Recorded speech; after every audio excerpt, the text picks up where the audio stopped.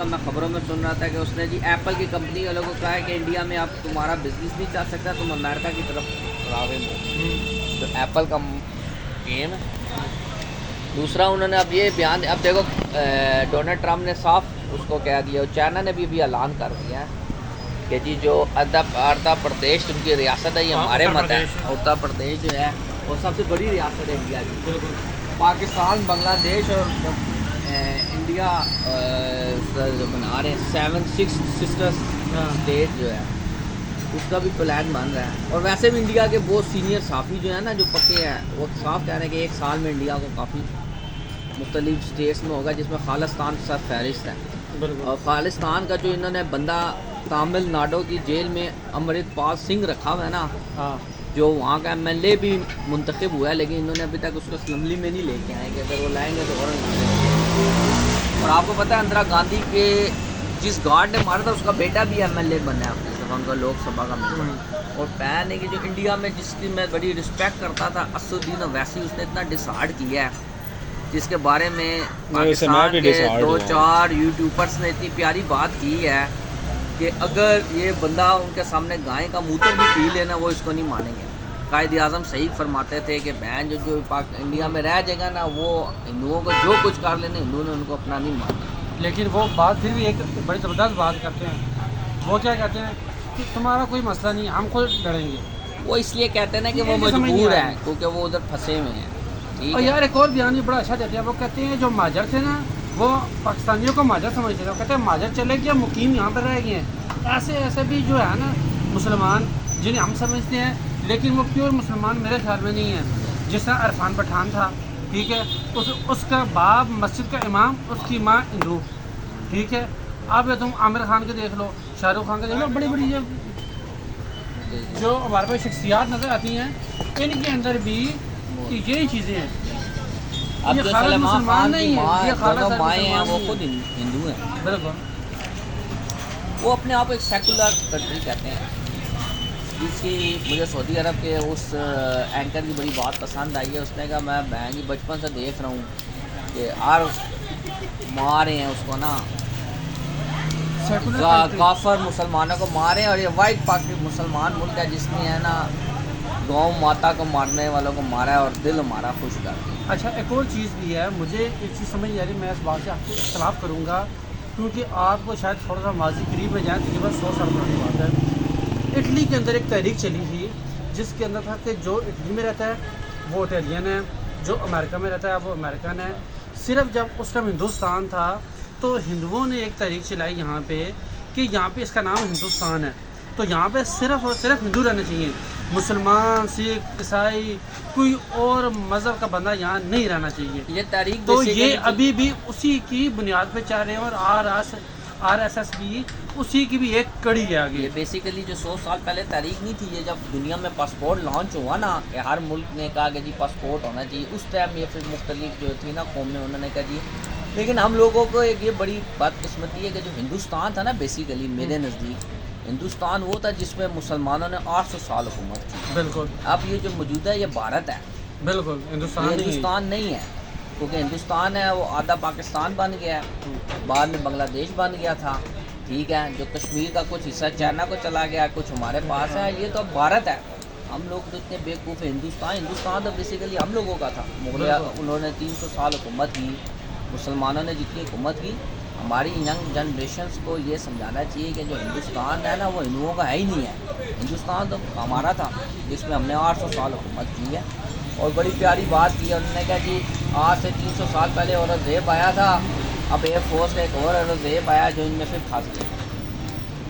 तो ये मौजूदा एयर मार्शल औरंगज़ेब था, जो इस टाइम हिट हुआ था सोशल मीडिया पे, जिसने जब 5 हमारे तियारे गिराए हैं उसके राफेल के, तो इसी बना पे गिराए हैं। उन्होंने कहा जी फिर उनको औरंगज़ेब की याद आ गई, तारीख फिर के आती है। बताया मैं इन चीज़ों पे एग्री हूँ। ए अल्लाह, ए आर्मी, ए अमेरिका एंड ए अवाम की तो बहुत ज़बरदस्त जो है ना, वो देखो अभी तक अमेरिका ईरान भी क्यों नहीं अटैक कर सका, क्योंकि ईरान की गवर्नमेंट से अवाम खड़ी हुई है। जब तक अवाम आपके साथ खड़ी है तो कुछ भी नहीं हो। मैं तो वैसे कहता हूँ कि मैं जो इंडिया अभी इस मुल्क में अगर एटम बम भी चलाए ना, कोई फ़र्क नहीं पड़ता, क्योंकि तारीख में जो लिखा गया ना, जो 4 घंटे मंजी ठोक दी है पाकिस्तानियों ने ठोकी है, अभी इस टाइम आप रिकॉर्डिंग कर रहे हो, वरना बड़ा नहीं वाकया मैंने मुझे याद आ गया। अपलोड करनी है।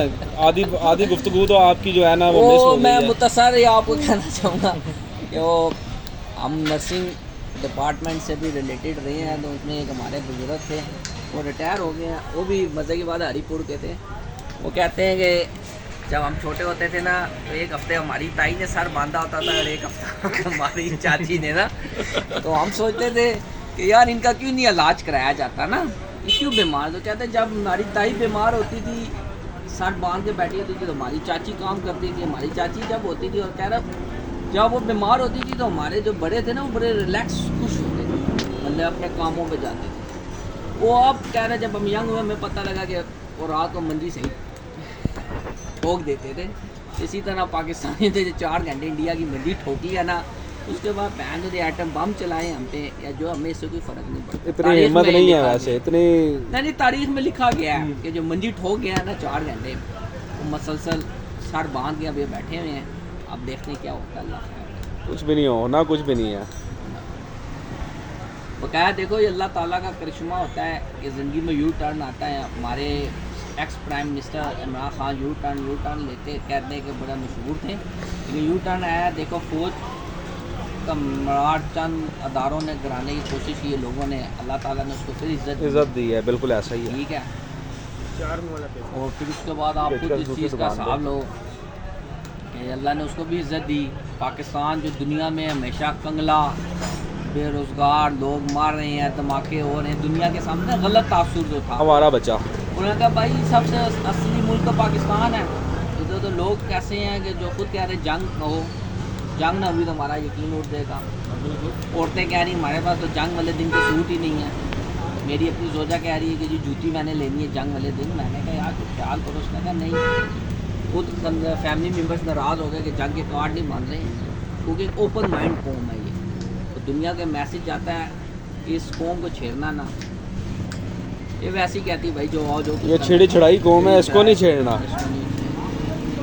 इस कौम ने रशिया को, और देखिए जंग से क्या फ़ायदा होगा, दुनिया के नामी ग्रामी मजबूत मुल्क फारग हो गए। और आप साथ हो कि दुनिया इंडिया को है ना वो मानती है बेसिकली एजुकेशन के लिहाज से फर्स्ट प्रायोरिटी पे। आईटी के में सबसे बेस्ट पर्सनैलिटी जी दुनिया का ये यार। मोदी की जितनी तकरीरें आप सुनो ना, जो ऑल वर्ल्ड में उसने किया कि जी हमारा जब देश है वो आईटी में ये चला गया, फलाना कहाँ गया।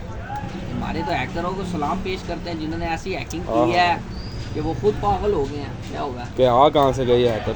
इसराइल की जो वो है इंटेलिजेंस, क्या नाम है जी, मुशाद के क्या उसका इंटेलिजेंस का नाम है, वो कहते हैं कि जी जो बंदे के लिप्स हिलते हैं ना, उसका भी वो नोट करती है कि ये बंदा एक दिन में कितने लिप्स हटा। उनके ड्रोन का फारा कर दो। चाहे फ्रांस के राफेल को आप देखो दुनिया में जो है ना यूनाइटेड नेशन के 5 मेंबर हैं, अमेरिका, बरतानिया, चाइना और फ्रांस। थक गया अली भाई, मैं तो मोबाइल पकड़े। तो आप खुद सोचे कि उसमें फ्रांस की इन्होंने टेक्नोलॉजी को फारा कर दिया। बकाया वो कहते हैं कि जी बेसिकली हमारे राफेल ठीक थे, इनके पायलट ठीक नहीं थे। वो कहते हैं जी राफेल ख़राब थे। और आज मैं मोदी की एक तकरीर सुन रहा था, उसने कहा जी हम राफेल ऐसे ख़रीद रहे हैं कि दुनिया को पता लग जाएगा। तो क्या पता लगेगा, मैं जो फ्रांस में मार गया, पता लग गया राफेल ऐसे ही फारिग हो गया। इसीलिए हज़ूर सल्लम की हदीस मुबारक है, इसमें हम बात इख्तिताम करेंगे कि यहूदी नसारा आपके कभी दोस्त नहीं हो सकते। ठीक है, इसलिए यहूदी नसारा के साथ दोस्ती के बजाय हम मुसलमानों का अताअत से चलना चाहिए। और अल्लाह हमें हर दफ़ा मौका फराहम करता है कि हम इकट्ठे हो जाएं। और हम इकट्ठे ही हैं, बेशक आपस के मसले मसाइल जो भी हैं, लेकिन जब मुश्किल वक्त जब भी आता है ना तो सब इकट्ठे ही हैं। और मैं ईरान, सऊदी गवर्नमेंट इनके अप्रिशिएट करता हूँ, तुर्की को जिन्होंने पाकिस्तान के पीछे मजबूत खड़े हो गए, आज़रबाईजान, और जो चाइना हमारा दोस्त है, जिसकी मिसाल ये है कि दोस्त पीछे खड़ा हो गया हाथ बांध कर, उसने उसको कहा भाई जो ख़रीदना खरीद, पैसे मैं दूँगा। ऐसी दोस्ती जो है ना वो हमेशा याद रखी जाएगी। तो क्या आखिरी बात मेरे तनवीर भाई करेंगे। बस जी, पाकिस्तान जिंदाबाद, पाकिस्तान जिंदाबाद, पाइंदाबाद।